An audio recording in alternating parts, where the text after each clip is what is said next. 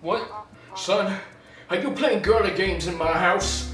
No, I was playing Animal Crossing. Well, why in the hell aren't you playing that Lego Friends game that your audience was told that you were gonna play? You want me to play the girly game? And you're here playing Animal Crossing? Animal Crossing was just what I was playing to distract you. In my I promise house, I was in the playing what you home wanted that me to my play. hands I didn't built. break the promise to my And audience. you built what? Is that a Godzilla? Shit, don't look at that. Is that a Do not Godzilla look at- under that's my not what you goddamn think it is. roof, son? It is not what you think it is. I promise I go. Oh my I need god. to You're going off knock at me. that down I'm just trying to and sit eat here, an just apple trying to slice vibe, and just a trying to carrot live my life, slice just and trying to be a big gamer fucking boy, orange and you're doing juice this to me. because you need to have a good, nutritious day No, at I need to school fucking go to because jail and I am a fucking good dad shoot me. and I want Oh, to see fuck you me. get Okay, through the third good. I'm glad grade. you're good. I believe in you, little man. Make your daddy proud. Who is that guy? In this period of social isolation, a game like Animal Crossing New Horizons was always going to take the world by storm. It's going to be a large part of people's recollections with the game, even as time moves on, and the Great Plague of the 2020s is nothing more than a historical footnote. The game's masterful blending of community elements, how it emulates the process of self-progression, and its firm understanding of what makes us feel accomplished. The structure and pacing have a special way of making us feel fulfilled from a social aspect, and you can find dozens on dozens of videos and essays about how the game helped with someone's mental well-being. It's not the only social simulation out there, but New Horizons does a bang-up job at being a current and thriving example. Having spent over 100 hours with the game myself, it's allowed me to feel close to my friends that I can't see, and my fiancée who's across the world. Looking at what Animal Crossing achieves and what it does to the brain both online and offline gives me a good bit of context to compare to what we're going to be talking about today. And you've read the title, we're going to be talking about LEGO Friends for the DS.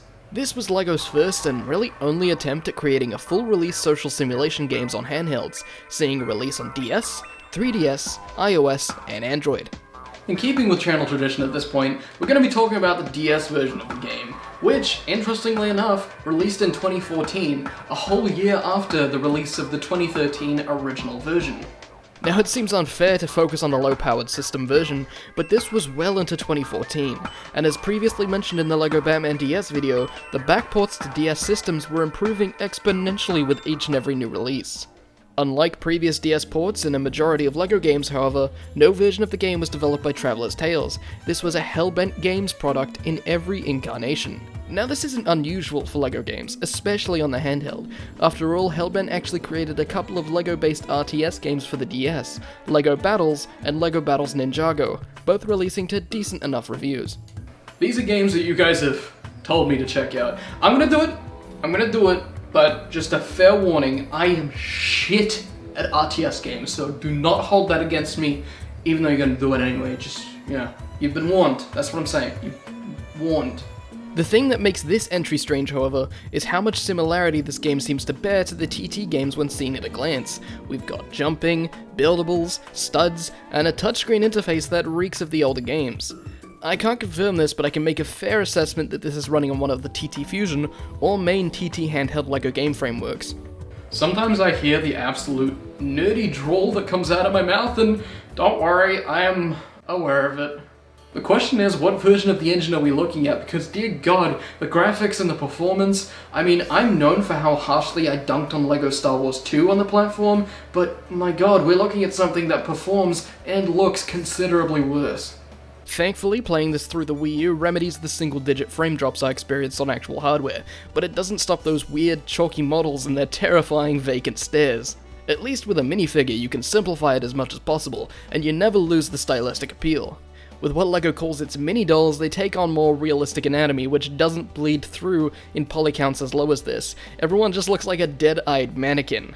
Speaking of mini-dolls, I need to give a little bit of context for those of you who don't know to what LEGO Friends actually is. If I had a LEGO friend, she'd be right here. Right in my hand. But I don't have one.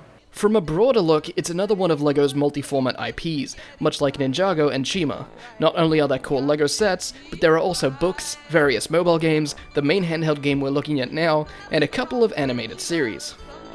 like pickles and hot dogs. Most notably, Friends was the first line to introduce the mainstay alternative to the minifigure, the previously mentioned mini doll. Featured in various major themes like Disney princesses, elves, and DC superhero girls, mini dolls are much more human in their stylization and proportioning. Unlike previous attempts at creating a girl-focused line, they are just as customizable as a standard minifigure, and I think we can all agree that they're a fair shake more palatable than some of LEGO's previous attempts at more realistic figures.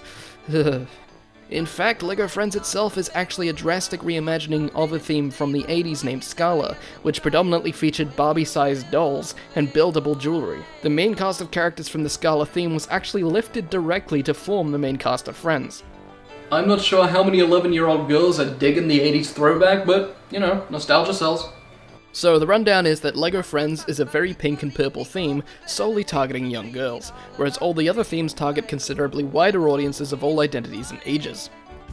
Historically, games for girls often come down to being condescending cash grabs that are very light on content and mechanics, and typically don't really respect their target audience, constantly assuming the player does not typically play games, and feeling the need to over-explain even basic functionality. But will LEGO Friends be any oh come on, you already knew this was gonna be bad. After an admittedly very stylish and well-animated FMV intro which dedicates to the LEGO aesthetic and features mini-doll versions of the characters, refreshing seeing as all the official animated series stuff is basically LEGO-less as far as I've actually looked into it. Jacob can't know that I'm watching him. What follows is less impressive. These menus feel prototypical beyond belief. The main icons are nice enough, but everything feels so empty here. Even the music has this hollow blandness to it. I feel like I'm booting up a 2003 spreadsheet program.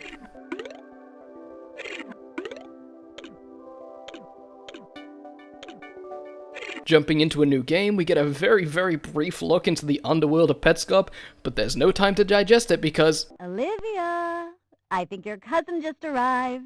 Welcome to our home. I can't believe you're finally here. Welcome to Heart Lake City. There's something consistently off-putting about the way Olivia speaks. It's probably not helped by the heavy audio compression, but I feel like I'm being very loudly whispered at. Might I add, she also looks nothing like her portrait. Where's the consistency, man? Thankfully, we get to control ourselves pretty quickly, but here's where that classic girl game patronizing comes into play. Olivia is going to hold our hand through each and every action and give us half-hearted praise while she's at it. That's it. You're getting the hang of it. Well, thank you for the congratulations, Olivia. Personally, I didn't think I was going to be able to follow the giant glowing arrow above my head, but you've really convinced me that I have the ability to follow basic instructions. Sass. Like a sassy kitty, like a sassy girl up in here. What Olivia doesn't have anything to say about, apparently, is the fact that I can 360 levitate off these lily pads to the side. So, building the pieces, it turns out we made a doghouse, which I guess attracted a wild dog? I think the implication is supposed to be that Olivia has given us this dog, but the way they just wander on from off-screen with no collar, no leash, near an open and active road, either Olivia is very irresponsible with animals, or we really just did coax a random-ass stray dog. From here, we can actually character swap much like the other LEGO games. And like those other games, a different type of character grants you different abilities, but instead of collecting a cast of humanoid figures, you're going to exclusively unlock new pets. Just as it feels like we actually get to go somewhere on our own, Olivia demands we customize our dog using a range of brick-thick bows, or what I chose, a pair of Jammin' headphones. I really equipped them with that Napster look. She then drags us to the bedroom and walks us through customization, but not before we get to jump on the bed for all 2 seconds of its fun and listen to these hilariously simplistic music tracks.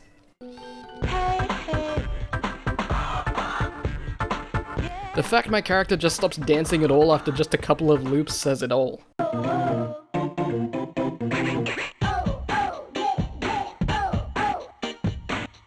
Anyways, ready to break onto the street like a girl gone mild with our fresh selection of classic LEGO character pieces, shirts 1 through 6, we get a delightful little vlog from our definitely not presumptuous or forward, yet entirely self-proclaimed gaggle of new best friends. Oh, hi. I really hope you like your room. I'm Emma, and I love designing things. Hearing how normal and strangely adult the other friends sound really contextualizes how creepily over-enthusiastic Olivia is when she speaks. I'm getting haunted Elsa dress-up vibes from her. Ready to get this adventure started? Let's go. I'm waiting for her tone to switch and to find out that she's been sarcastic this whole time. We're about to get carried. Back onto the street, we start to get into the loop of questing a little bit more firmly. The structure basically comes down to someone texting you to meet them at one of the game's major locations, or someone on the side of a street is struggling with a problem, and gives you something to either fix it for them, or to deliver to another location. There's a ton of back and forward here, but thankfully, if you're savvy enough, you can take on multiple quests at once and have to travel a minimal amount. The game never actually locks you into a level or a story event really, the entire game taking place in a non-linear overworld of small straight areas. Unfortunately, optimizing your questing output is a pure pain in the ass with this touchscreen interface. Half the time icons won't load, buttons have to be pressed up to 3 times to respond, and there's a huge and inconsistent discrepancy between what needs to be confirmed by button presses and what needs to be confirmed by touch. The quests also have some sense of interwoven time progression between your relationship with each of the main friends, which you can track via text communications. These take a long time to update though, and don't progress in any sort of unison like you'd expect. For example, when asked how I was going, I told Olivia I was feeling kind of alone and had this bitch leave me on scene for a good hour of play. The only challenge that ever comes in is from the odd, slightly faster paced minigame, which is pretty much something you've played already if you've touched a Tamagotchi, or any minigame submenu in a real video game. Start! And from the rare platforming section in which you play as one of the pets to then just acquire a fetch quest item. Now, I'm not saying I have to have my reflexes challenged, I'm not saying that I have to have my brain puzzled beyond belief, but a good life simulation game typically challenges you in other, less direct ways, such as decision making, how you're spending your time, what you're doing here, there, and there to make sure you're organized and getting the things you want out of the experience. Maybe it's how much time you spend shopping with one friend whilst neglecting a chore or a task, or maybe it's just how you're going to approach redecorating a room. But LEGO Friends has so little in the way of gameplay mechanics that it really does come down to the single-threaded fetch quest across a barren void. Believe it or not, I would even excuse this, if there was any semblance of storytelling or character growth or meaningful interaction with the game's world and the people inhabiting it. After all, there's an incredibly dense ocean of visual novels, choose-your-own-adventure games, and social life simulator games for a reason. Well, when you're avoiding a faceless sea of randomly generated NPCs, some of them with postures mirroring the Virgin Walk meme, you're having flat interactions with your apparent friends. In fact, something is unsettling about the idea of being accepted because you're doing everyone's busy work for them without question or compensation. Admittedly, the world does spew these bastardized stud dollars every time you build or do something, but the characters themselves never actually really reward you for your time. This is less LEGO Friends and more LEGO unpaid internship as a PA for a whole city deluxe. You better get used to eating fucking cheap spaghetti for dinner. Overall, if there's one way to sum up LEGO Friends, it's needy. Considering you're the new girl here, the majority of quests that you're going to be undertaking revolve around you course correcting and establishing the livelihoods and confidence of people around you in the world, and there's never really any opportunities or mechanics to accommodate the idea of you setting out and creating your own identity, or your own presence in the virtual world. You exist entirely as a vessel for the will of others. I went into this game expecting to just have a laugh about a lot of its technical shortcomings and a lot of the embarrassing writing choices and other quirks, but I'm walking away feeling rather annoyed about a lot of the game's patronizing design choices and its condescending relationship with its target audience. Especially because LEGO, as a franchise, as an identity, has always billed itself as something that provides an equal amount of play between all genders, races, and ages. But it's quite clear here with this low-end, quick-to-the-press shovelware that that's not always the case, and they're willing to drop the bar to patronize certain audiences. And honestly, I find that pretty disappointing.